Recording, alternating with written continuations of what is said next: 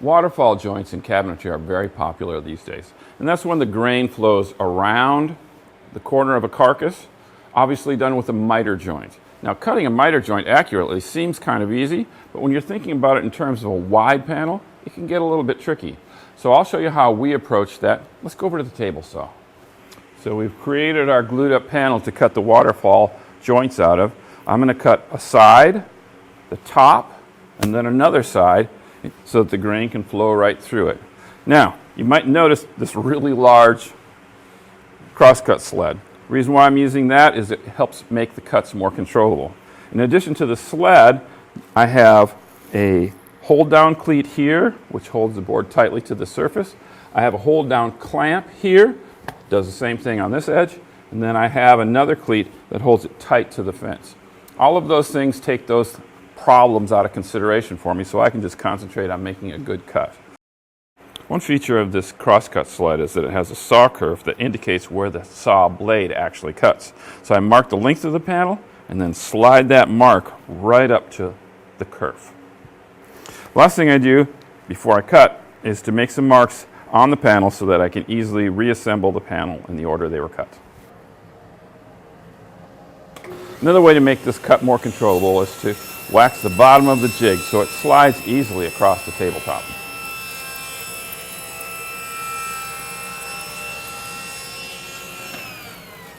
Now with the pieces all cut up square, I've got my two sides and my top. I'm going to now lean the blade over to 45 degrees. Then I'm going to raise it up through the jig. Then I'm going to make a complete cut cycle so that I have the clear curve here and a registration mark for my 45-degree angle. Should work perfectly.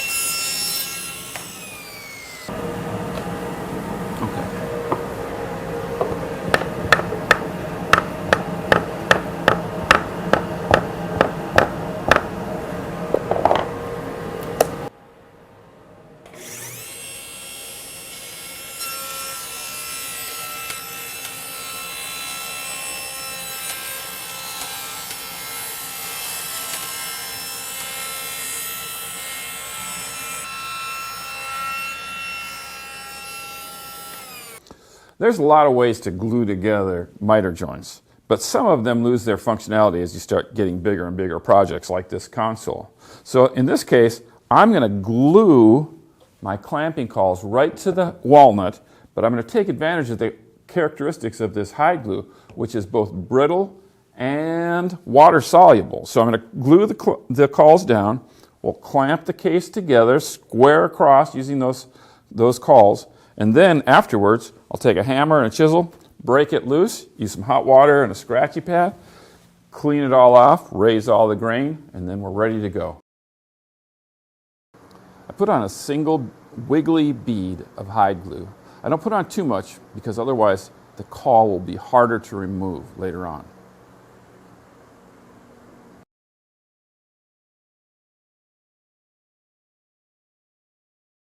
One of the challenges about gluing together a miter joint is sometimes that joint wants to slip, especially when you have glue on it.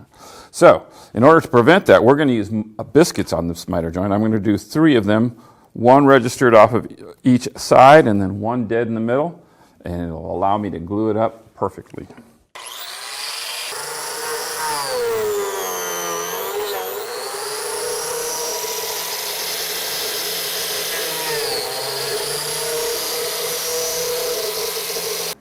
With any furniture project, dry assembly is a really important step.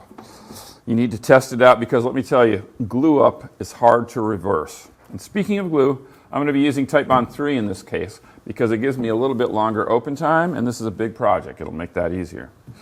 When I've got it clamped up like this in a dry assembly, the next thing I need to do is measure from corner to corner. Why am I doing that? To see if this carcass is square.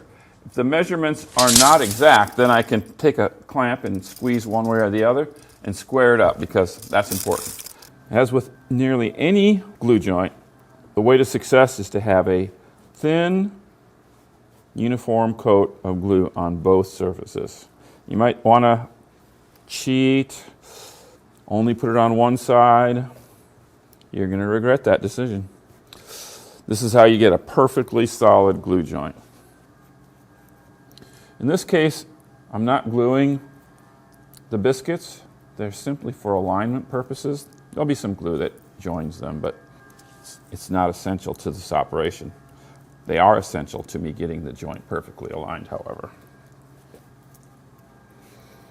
You can see why the longer open time of Titebond 3 is a big advantage here. You can see that this is essentially end grain. It's not 100% end grain, but that's one of the reasons why it's so important to get a good coat of glue on both faces.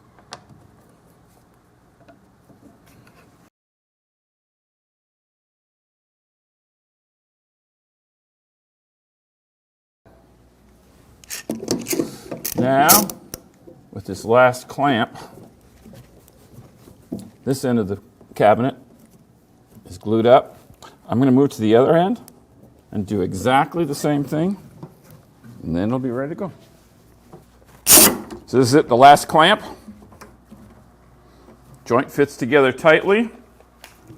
Going to measure for square.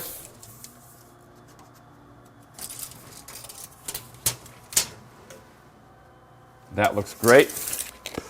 Once the glue is cured, we'll come back, take the clamps off, and then we'll break off these clamping cauls, which I have to say have made this task a lot easier. Now we have to get these clamping cauls off of the carcass. Now remember that we used hide glue, which we're counting on its brittle nature to fracture before the fibers of the wood pull up. Oftentimes what actually happens is that the plywood will fracture, and you'll leave behind some pieces of veneer. When that happens, you just sand it smooth, but you're not done then. You still have to come behind with hot water and a scratchy pad to dissolve any of the hide glue that has seeped into the wood fibers. Then you go through your sanding, staining, everything's good. So, to get started, you want to hold the chisel flat to the carcass, and what you're really counting on is this wedge shape that will force the plywood up and fracture the glue. Start near the end and give it some wax.